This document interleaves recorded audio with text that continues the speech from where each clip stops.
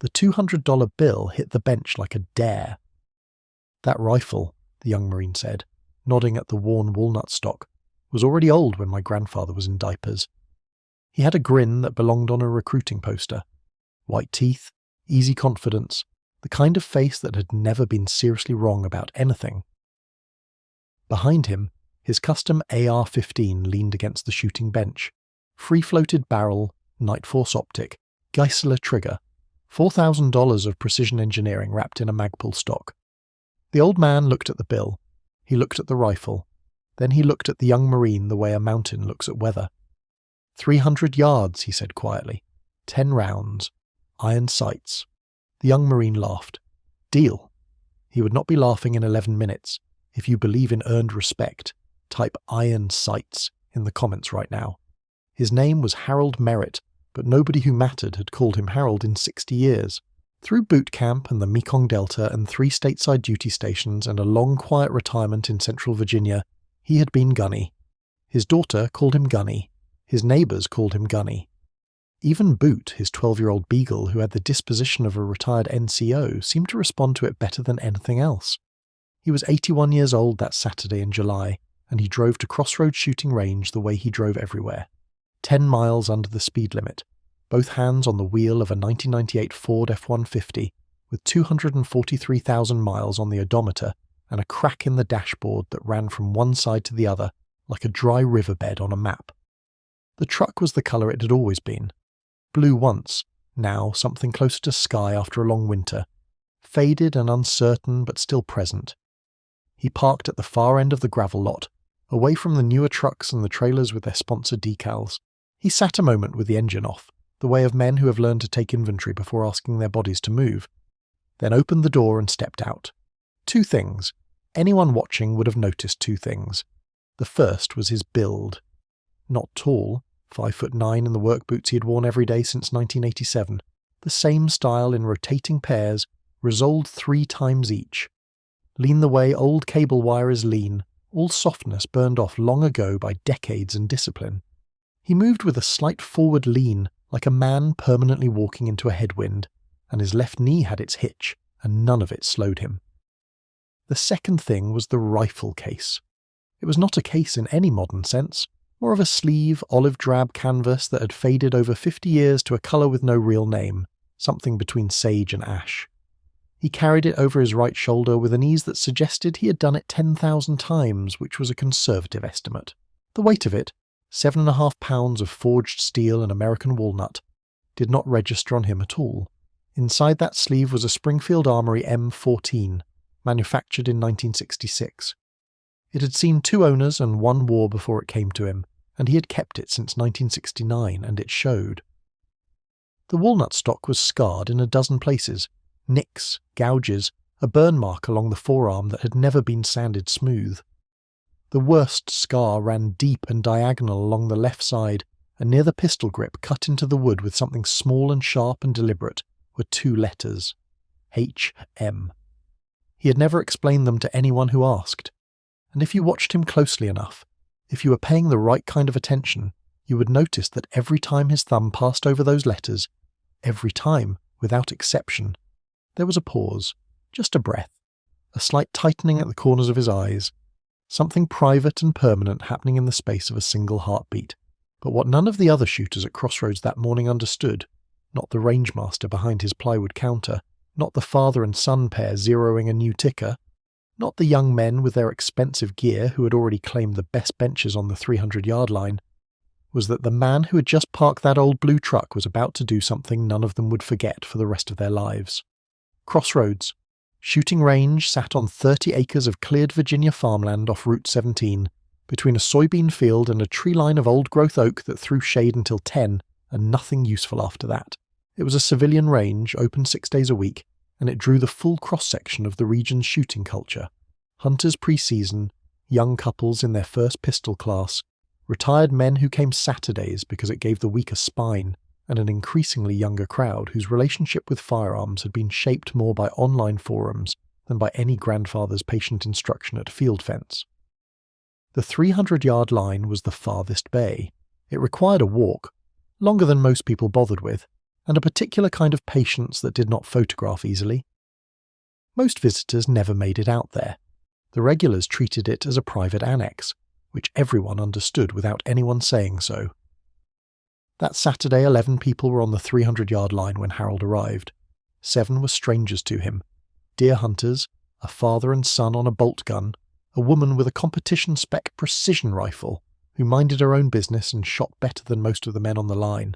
The other 4 had arrived 90 minutes earlier in a lifted Silverado with a Semper Fi decal on the tailgate, and they had been loud since the moment they parked. All 4 were young, mid-20s at the oldest. 3 of them were clearly on leave, carrying the particular restless energy that Marine infantry develops when it has nowhere to point itself. They wore unit shirts and had good equipment, and the particular social gravity of young men who are accustomed to being the most capable people in any given room and know it. Their centre of gravity was Lance Corporal Tyler Mace, 23 years old, 6'1", built like someone had designed him for the Corps from the ground up. He had a combat action ribbon from Syria that he mentioned more than strictly necessary, and a genuinely impressive rifle, custom AR-15, 20-inch Criterion barrel, Geissel SAE trigger, Nightforce ATACR scope that had cost nearly $1,000 alone, 4 months' pay in that gun. He shot it well. He knew he shot it well. He had been letting the 300-yard line know it for the better part of an hour. He was settling into his 4th magazine when the old man came through the gate, set a faded canvas sleeve on bench 7, and began unpacking something that looked like it had survived a war. Because it had. Tyler glanced over once, then again. Then he leaned close to his buddy Marcus and said something low, and Marcus looked, and they both smiled. Not cruelly, but with the easy certainty of young men who think they already know how a story ends. They had seen old guys with Vietnam rifles before. They had always known how those stories ended. They did not know how this one would end. They were not even in the right country. It started the way these things always start, with something small. A comment that wasn't quite an insult but wasn't quite anything else either. Harold had the M14 out of its sleeve and was running a dry function check the way he always did before anything else. Magazine well, bolt carrier, trigger group, safety. His hands moved through the sequence with the automatic efficiency of a man for whom it has become less a thought than a reflex. He wasn't performing, he wasn't making a point, he was simply doing what he had always done. Tyler watched for a moment. Then he leaned on the divider between benches and said, "That thing older than you?" Harold looked up. His eyes were grey-blue, the colour of overcast sky over flat water, and they had the quality of recording everything without broadcasting anything. "Younger," he said. "No glass on it." Harold settled the rifle against his shoulder, bringing the iron sights up in a single motion that was neither fast nor slow but simply correct. The motion of a man who has stopped thinking about the motion. "No glass," he said. "Iron sights." A pause. "At 300, Tyler said. "At 300. Tyler looked at Marcus. Marcus looked at the 2 others. Something passed among them. Not mean, not calculated, just the reflexive amusement of young men who believe that their tools are better than your tools, and that this settles most arguments. "No offence," Tyler said, "but a night force at 300 is going to put every round inside a quarter. Iron sights at that distance." He gave a short exhale that stood in for a laugh. "You're probably looking at 8-10 inches on a good day, more if there's any wind." Harold set the rifle down and began seating the magazine with the unhurried precision of a man who has all the time in the world and has decided to use every second of it. He did not look at Tyler. "You want to make it interesting?" The silence that followed lasted exactly 2 seconds. Then Tyler straightened up and grinned the grin of a man who has just been handed the easiest $200 of his life. The $200 bill came out of Tyler's wallet without hesitation, and he set it flat in the centre of his bench with the confidence of a man who had never seriously lost a bet he was certain of. Which described every bet Tyler had ever made. He was 23. He hadn't yet met the particular lesson that life saves for the very certain. "Same rules," he said. 10 rounds, 300 yards, tightest group wins." 10 rounds, Harold confirmed. "Same target, single pastor, tightest group takes the money. Iron sights against a night force. That's the bet." Tyler glanced at Marcus. Marcus was already pulling out his phone. "Man," Tyler said, "I almost feel bad about this." He would feel nothing like bad in the next 50 minutes. Phil Garrett, the rangemaster, a heavy-set former Army NCO with 11 years at Crossroads. had drifted down from the covered bench area and was standing at the near end with his arms folded, not interfering, just watching. He had a feeling. Phil had a lot of feelings at shooting ranges. Most of them were right. The father and son, 2 benches down, had stopped their own session. The woman with the precision rifle had turned in her chair with an expression of calm, professional interest. Even one of Tyler's group, a corporal named Deshaun Reeves, quieter than the others, who had been watching Harold since he came through the gate, had set down his own rifle and put both hands in his pockets. Deshaun was watching Harold's hands. He couldn't have said exactly why. There was something about the economy of motion, the way the old man's thumb found the safety without looking, the way his cheek settled into the stock with the precision of a thing that has worn its groove over decades. Something in the back of Deshaun's mind was filing through a catalogue it didn't yet have a name for. Tyler ran a fresh 8-inch circle target out to 300 yards on the electric carrier. He set up at bench 3, settled his AR into the rest, dialed his night force and got his cheek weld with practiced ease. On any normal day he was a legitimate precision shooter, and he knew it. Harold walked to bench 7. He did not use a rest. He did not use a bipod. He pulled the M14 to his shoulder and stood, actually stood, feet shoulder width, rifle free-handed, and he brought those iron sights up to eye level, and he looked down range. The laughing stopped. Nobody said why. It just stopped. There was something in his posture, the absolute stillness, the way the whole of him organised itself around the sight picture as though everything else had been subtracted. Not performance.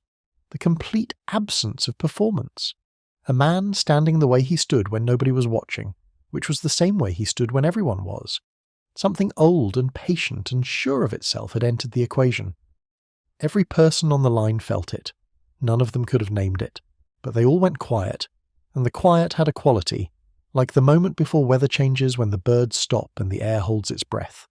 Harold Merritt breathed once, not a technique, not the deliberate respiratory management that gets discussed at precision shooting clinics, just a breath, the kind that starts somewhere below the lungs, somewhere closer to the centre of a man.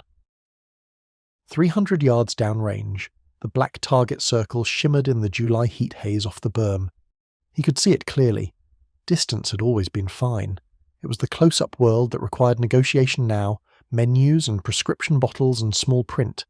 But distance was fine. He let the front sight post settle into the rear aperture. He moved the relationship between them. Not the rifle, not his body, just the geometry. Until the sight picture was exactly where it needed to be. There was no drama in the movement. No heroics. Only the same sight picture he had been building for 61 years, and the quiet that lived inside it. 61 years.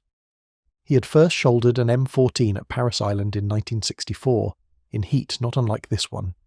His DI had been a Korean War veteran named Staff Sergeant Puryear, who communicated primarily through disappointment and rare, explosive praise that hit harder for its rarity. On day 34 of qualification, Puryear had watched Harold shoot, walked to the firing line's edge, stood there without speaking for a long time, then said in a voice almost quiet, "Boy, you were born with that rifle in your hands." Harold hadn't understood what that meant until Vietnam. In the Delta in 1969, on a canal that appeared on no map he had ever seen, he had used this rifle. Not one like it, this rifle. In a way he had never described at dinner tables or in the quiet years that followed. He had kept it because it was not his to leave behind. The weight of it, the scarred walnut and worn steel and the 2 letters cut into the wood, was not a burden. It was the furthest thing from a burden. He exhaled. He squeezed. The first round broke clean. The brass arced right and ticked against the concrete, and Harold was already cycling the bolt. Smooth, single motion, no pause, and settling the sight picture again before the brass had stopped rolling. He shot the way a master mechanic works. No wasted motion, no flourish, only the correct application of the correct force in the correct place at the correct time. He fired all 10 rounds in 2 minutes and 9 seconds. When he set the rifle down, there was a pause. Nobody moved. Then Phil Garrett walked to the retrieval panel, hit the button and watched the carrier bring the target in from 300 yards. Nobody spoke while it travelled. Not Tyler, not Marcus, who had stopped filming a minute ago without quite knowing why. Not the father 2 benches down who had stood up from his stool. Not the precision rifle woman who had set her gun down and was standing with her arms at her sides. The target arrived at the bench. Phil looked at it. He said nothing for a moment. He picked it up and turned it so the group on the firing line could see. 10 holes, inside a circle roughly the size of a coffee saucer, at 300 yards, with iron sights, fired standing, unsupported by an 81-year-old man with a 60-year-old battle rifle. Tyler's face did not change immediately. The human mind has a small but real gap between receiving information and processing its consequences, and Tyler's face lived in that gap for about 3 full seconds. His jaw was slightly open, his hands were at his sides, then his eyes moved from the target to Harold. Harold was running a brass check on the chamber, not looking at anyone. He set the M14 on safe with his thumb and placed it on the bench with the care of a man placing something irreplaceable. "Your turn," he said. Marcus had stopped filming. He was staring at the target with his phone hanging loose in his hand, already forgotten. He had posted 11 seconds of footage to the unit group chat 4 minutes ago with the caption, "Bro, what?" and had already moved on. He hadn't given the post another thought. He had no idea that 45 miles away a man had just picked up his phone, watched those 11 seconds 3 times, and was already standing up from his kitchen table. The man's name was James Garrett. He was 49 years old, built wide through the shoulders with close-cropped grey at his temples, and the unhurried movement of a man who had stopped needing to prove anything. He carried the rank of Master Gunnery Sergeant on his retired identification, and he ran the Marksmanship Instruction Program at Marine Corps Base Quantico, a position that suited him entirely, because teaching was what he had been doing, in one form or another since an older Marine had once done it for him. He watched the 11 seconds a 4th time. He paused the clip at the moment the old man brought the rifle to his shoulder. He knew that posture. Not recognized. Knew. The way you know the voice of someone who changed the shape of your life. The slight forward weight, the angle of the left elbow, the way the right thumb cleared the safety in the same split fraction of a second as the cheek touched the stock. It bypassed language and went straight to memory, which was where it had always lived. 1997. Camp Pendleton. A 6-week precision marksmanship course run by a warrant officer named Harold Merritt. James had been 20 years old, a lance corporal, the worst shooter in his class and the most stubborn. He had arrived certain that his problem was equipment, and left understanding that his problem had been his own unwillingness to be still. Harold had worked with him 4 consecutive evenings after formal instruction ended. No ceremony, no acknowledgement that the extra time was anything but ordinary. On the final qualification day, James had shot a 243 out of 250. Harold walked past him on the line and said without breaking stride, "Told you." That was all. James had spent 20 years looking for a way to say thank you. He put his phone in his pocket, told his wife he'd be back by noon, and walked out. On I-95, he set the cruise control to 85 and didn't touch it. He had a debt to pay. Tyler May shot his 10 rounds. He shot them well. Tyler was a legitimate marksman by any standard, and his custom rifle did exactly what $4,000 of engineering was designed to do. His group came back tight enough that on any other day it would have been the best shot of the session. On this day, in this context, it was nearly 40% larger than Harold's. Tyler stared at both targets side by side on the bench. A muscle in his jaw moved once, went still. "Beginner's luck," said Corporal Whitfield, who had barely been paying attention 20 minutes ago and was now paying very close attention indeed. "Run it again." Harold was sitting on bench 7 with both hands on his knees, watching the tree line at the far end of the property. He had folded the $200 into his shirt pocket without comment. "No second round," he said quietly. "Come on," Whitfield pushed. "Double or nothing. One more string." Harold turned and looked at Whitfield, and there was nothing threatening in it, no heat at all. Just clarity, clean and final as a wall. "The bet is over," he said. "I won, he lost. That's the end of it." Tyler had not said a word. Deshawn had moved 2 benches closer without appearing to notice he had done it. He was watching Harold with an expression that had travelled past curiosity into something more specific. Something that felt like recognition, though of what he still couldn't quite say. He pulled out his phone and typed a name he'd seen along the inside of the M14's action when Harold had held it up briefly during the function check. Springfield Armory, serial number format, 1966 production. He searched a second thing, then a third. "Whitfield," he said quietly. "Let it go." Whitfield looked at him. "What?" "Let it go." Something in Deshawn's voice made Whitfield, to his own evident surprise, go quiet. But Tyler wasn't finished. He picked both targets up off the bench and held them together in the afternoon light, his and the old man's, and he looked at them for a long time, not performing his disbelief, actually processing, actually working through something that didn't fit the categories he'd brought with him that morning. When he finally looked up, the easy confidence was gone from his voice. What replaced it was simpler and more honest. "How?" he said. Not a challenge. A genuine question from a young man who's just encountered something he doesn't have a framework for. Harold looked at him. 61 years, he said. Tyler nodded slowly, like a man accepting an answer that explains everything and nothing at the same time. In the gravel parking lot on the far side of the gate, a set of headlights turned off the highway. James Garrett parked directly behind the old Ford F-150. He sat for a moment, looking at it. The crack in the dashboard was visible from where he sat, running exactly as it had been at Camp Pendleton 28 years ago. The same truck. Harold Merritt had been driving that truck since before James could vote, and for reasons James couldn't have fully explained, that detail hit him harder than anything he'd braced for on the drive up. He got out, walked through the range gate, and followed the gravel path toward the 300-yard line. He heard the voices before he rounded the barrier, the low friction of young men standing in the middle of something they hadn't quite resolved. He came around the corner and saw Harold immediately, sitting on bench 7, M14 across his knees, entirely self-contained, entirely untroubled, paying the nearby conversation no more attention than a man pays traffic noise in a city he's lived in too long to hear. James stopped walking. Harold sensed it before he saw it. Some reorientation in the air around him, some shift in the arrangement of the scene, and he turned his head. And for a moment, neither of them said anything at all. Harold's face did not change. That was one of the things James had carried from Pendleton, the face that gave nothing away unless it chose to.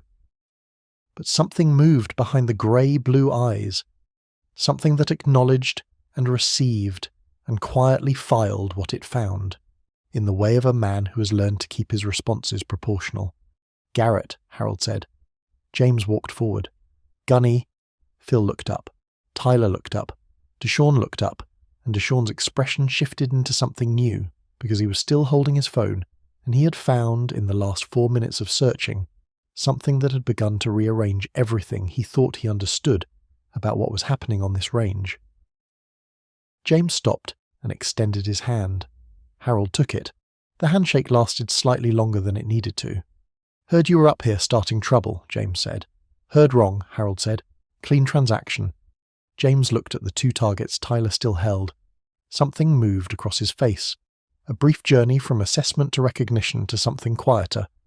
10 rounds? He asked. 10 rounds. Standing? James exhaled once through his nose. He turned to Tyler. "You want to walk me through what happened here?" Tyler, who had entered that morning as one of the more formidable people present, experienced the specific feeling of the floor tilting beneath him. He didn't know who this man was, but Phil's posture, and Deshaun's expression, and the way the strangers on the range had unconsciously repositioned themselves, all communicated the same thing. This arrival had changed the weight of everything on this line. "We had a bet," Tyler said carefully. "He won." James nodded. "He would." "You know him?" James looked at Harold. Harold was watching the tree line. "I know him," James said. "Son, I learned how to shoot from this man. Best 6 weeks of my entire career, but that's not why I drove 45 minutes to get here." He paused. He reached inside his jacket and produced a folded piece of paper. He unfolded it. It was a photograph, printed on plain paper, slightly creased at the corners, clearly something that had spent time in a file drawer. He held it up. It showed a wall. The wall was covered in plaques, more than a dozen of them. "That wall," James said quietly, "is in the National Rifle Association's headquarters in Fairfax, Virginia, the Distinguished Marksman Gallery." A pause that had weight in it. "His name is on it." The silence on the 300-yard line had the quality of a room after a door closes hard.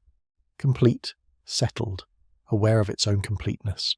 Tyler stared at the photograph, then at Harold, then back at James. "What does distinguished marksman—" "It means," Deshaun said, and his own voice surprised him with what was in it, "that he's one of the best rifle shots in the history of the United States military." He looked at his phone, then at Harold, then back. "I searched his name. Harold Wayne Merritt, gunnery sergeant, retired, distinguished marksman, high master classification in 4 separate disciplines, set a standing iron sights record at 300 yards in 1978 that held for 9 years, a breath. You coached the Marine Corps shooting team 12 consecutive years. Harold had not turned from the tree line. Did what I was asked, he said. 3 installations, Deshawn continued. He was reading now, his voice steady and careful, like a man reading something that deserves to be read aloud. Paris Island, Camp Pendleton, Quantico. He glanced at James. That's where I met him, James said. I was 20 years old, and I couldn't hit a man-sized target at 400 yards to save my life. He had me hitting 8-inch steel at 600 inside 3 weeks. He never asked for anything in return. He never made it seem like an imposition. He folded the photograph. He never talked about himself, not once. You'd ask him something personal, and he'd redirect to your trigger finger. Phil Garrett had set his clipboard on the bench. The father 2 stations down had come completely away from his own setup, and was standing still with his hands at his sides. That's still not everything, James said. He turned to look at Harold directly, and there was something formal in the turn, deliberate in the way it was done. The look of a man addressing something larger than a conversation. Tell me I'm wrong, Harold said nothing. He's not just an instructor, James said to the group. His voice was level, the kind of level that costs something to maintain. Gunny Merritt served 14 months in Vietnam, 2nd Battalion, 3rd Marines. He was in the Delta in March of 1969 during a canal ambush that got 2 paragraphs in the official record and no further documentation, because that's how those things were handled then. He stopped. Started again. He doesn't talk about it. He's never talked about it to anyone I've spoken to, but the citation was in the archive at Quantico, restricted for 20 years and then just sitting there waiting. The tree line had not moved. Harold had not moved. Gunny, James said, quiet, with your permission. A long pause, the kind that has something living in it. Go ahead, Harold said. James turned to the group, and the steadiness in his voice now was the kind that belongs to a man who has rehearsed something and is discovering, in the moment of saying it, that rehearsal was not sufficient preparation. On the night of March 14th, 1969, a 6-man patrol from Harold's unit was ambushed in a canal crossing east of Kamau. 3 Marines were wounded in the first 10 seconds of contact. The remaining 3, including then Corporal Merritt, established a defensive perimeter in standing water, in total darkness, under sustained fire. He paused. Corporal Merritt held the far flank alone, for 48 minutes, while the other 2 Marines evacuated the wounded back through the canal. In 48 minutes, with a damaged radio and ammunition he'd taken from a fallen corpsman, in conditions that the official debrief described as near-zero visibility with intermittent contact, he kept the ambush suppressed. He stopped. The pause had weight. All 6 Marines made it out, because he stayed. Nobody on the line was breathing loudly. A fallen corpsman. Harold's thumb moved to the carved letters near the pistol grip, HM. It rested there, just rested, for the space of 3 quiet seconds. The letters were not Harold Merritt's initials. They had never been Harold Merritt's initials. They belonged to a Navy corpsman named Henry Malloy, 22 years old, from Knoxville, Tennessee, who had given Harold his M14 in the dark water of that canal, because Harold's own rifle had gone in during the initial contact, and there was no time for anything but the transfer and the instruction to go. Henry Malloy had not come home. Harold had carried the rifle ever since, and the name carved in it, and the weight of being the reason 6 men made it out when 7 went in. A weight that had never once, in 56 years, felt like a burden. It felt like a responsibility.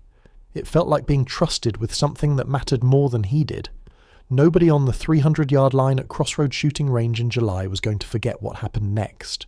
Not Phil, not Deshawn, not the strangers who had not expected this when they'd loaded their range bags that morning. Not the woman with the precision rifle who would tell this story to her shooting club 3 weeks later and find herself getting emotional in the middle of it in a way she hadn't anticipated.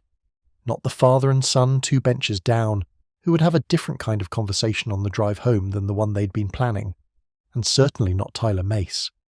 Tyler Mace set both targets down carefully on the bench. He stood up, fully upright, 6'1" at his full height, and then he did something that nobody on that range expected, that he himself, if asked an hour earlier, would not have predicted, something he would not fully understand until he was old enough to feel its full weight.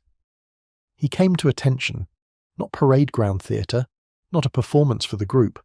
The real thing. Heels together, spine straight, arms at his sides, chin level, eyes forward. The position of respect that had been drilled into him at Paris Island, and that he had never until this moment understood as something separate from drill. Something that belonged to a feeling rather than a command. "Gunny Merritt," he said. His voice was steady. "I owe you an apology." Harold turned from the tree line. He looked at Tyler, at the straight back and the level chin, at the particular expression of a young man who has encountered something larger than himself and is deciding in real time whether to rise toward it or retreat from it. Tyler was rising. "I disrespected your rifle," he said. "I disrespected you. I made it a joke, and it wasn't a joke, and I didn't know who I was talking to when I did it." He stopped. Something honest and unguarded moved across his face. The kind of transparency that most 23-year-olds achieve only in the rarest moments of genuine reckoning. "But that's not an excuse. You deserved my respect before I knew any of this. You deserved it when you walked in. I didn't give it to you, and I'm sorry." Silence. Harold stood up. He stood slowly, the way men with 30 years of knee problems stand, one careful negotiation at a time, and he straightened to his full height, and he looked at Tyler for 3 full seconds with those grey-blue eyes. Not measuring, not judging, just seeing. Then he extended his hand. Tyler shook it. The handshake had something in it that neither of them could have described out loud. Weight, history, the strange, serious business of two people acknowledging something real. Tyler held it a moment longer than was necessary, and Harold let him, and that was enough. James Garrett, who had been a Marine for 27 years and had seen a fair number of things, looked at the tree line for a moment and kept his expression to himself. Phil put his clipboard down and started clapping. Slowly. Just Phil at first. Then Deshawn. Then Marcus. Phone in his pocket now, not thinking about social media. The father 2 benches down, and his son, the precision rifle woman, bringing her hands together with the quiet gravity of someone who has witnessed something that deserved witnessing. 11 people on a 300-yard line in July, clapping for one man who was not looking at any of them. Harold Merritt sat back down on bench 7 and placed the M14 across his knees. He put both hands flat on the walnut stock and breathed once. The sound of it was not quite a sigh, and not quite anything else. The sound of a man who has carried certain things for a very long time, arriving at the moment when some of what he carried is finally seen. The applause ended not all at once, but in degrees, like a wave finding its level, until there was only wind in the oaks and the distant crack of pistols from the far bays. Nobody moved for a moment. Then Deshawn stepped forward. 24, from Memphis. He'd grown up without a grandfather and had never much thought about what that meant until roughly 6 minutes ago. He walked to bench 7 and stopped. "Can I ask you something, Gunny?" Harold looked up. "Go ahead." "The way you shot." Deshawn spoke carefully, like a man carrying a glass. "No rest, no bipod, no external support. The way you moved with that rifle. It was like the rifle was part of you. Where does that come from? Not the practice. I understand practice. I mean the quality of it." Harold was quiet for a moment. He looked at the M14. "From understanding that the rifle and you are not two things," he said. "The rifle doesn't do the shooting. You do. The rifle is the last inch of your intention. Most people have that backwards. They think better equipment means better shooting. It doesn't. Better equipment is better equipment. Better shooting is practice and stillness, and knowing what you intend before you do it." Deshawn nodded slowly. He would remember those words. He would repeat them years later to his own students, remembering exactly where he'd heard them and in what circumstances, and the memory would carry the same weight it carried now. James had come to sit beside Harold on the bench. They were quiet together in the easy way of people who have been in each other's presence before and don't need to fill the space between them. "Same truck," James said after a while. "Same truck," Harold agreed. 243,000 miles? 243, a pause. "How's Boot?" James asked. James. He'd met the dog once, 12 years ago at a range day in Quantico, when she was a puppy with too much energy and opinions about everyone's gear. "Old," Harold said. "Still going." James smiled quietly. "Sounds familiar." Tyler had been holding his custom AR in both hands, not shooting it, just holding it the way you hold something you're reassessing from the beginning. "Can I ask," he said, "why the M14? You could shoot any platform. Why keep this one?" Harold looked at the rifle in his lap. "I could," he said, a beat. "This rifle has history in it," he said. "It has HM in it." His thumb touched the carved letters. "When I shoot it, I'm not shooting alone." The way he said it closed the question. Completely. Tyler nodded, accepting an answer that was larger than a conversation and only being offered at its edge. But what none of them fully understood yet was how far 11 seconds of footage had already travelled. Marcus had posted the clip to the unit group chat before he understood what he was posting. He'd captioned it "Bro What" and had barely glanced at it again. By the time the group drove back to the motel, the clip had been shared 400 times within Marine Corps networks alone. By morning, Phil Garrett's range camera, which ran continuously for liability purposes, had yielded a longer version that someone uploaded to a shooting forum, then a veterans page, then somewhere new every hour. The longer version included everything: the handshake, the applause, Deshawn stepping forward, James Garrett's voice reading from a citation that had spent 20 years in a restricted archive, and the moment when Harold's thumb moved to the carved initials and said nothing. That was the moment that broke people. Silence of that kind is louder than any explanation. Harold didn't own a smartphone.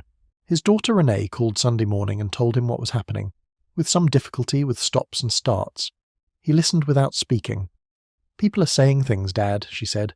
"Good things. About you. About what you did." "That's fine," he said.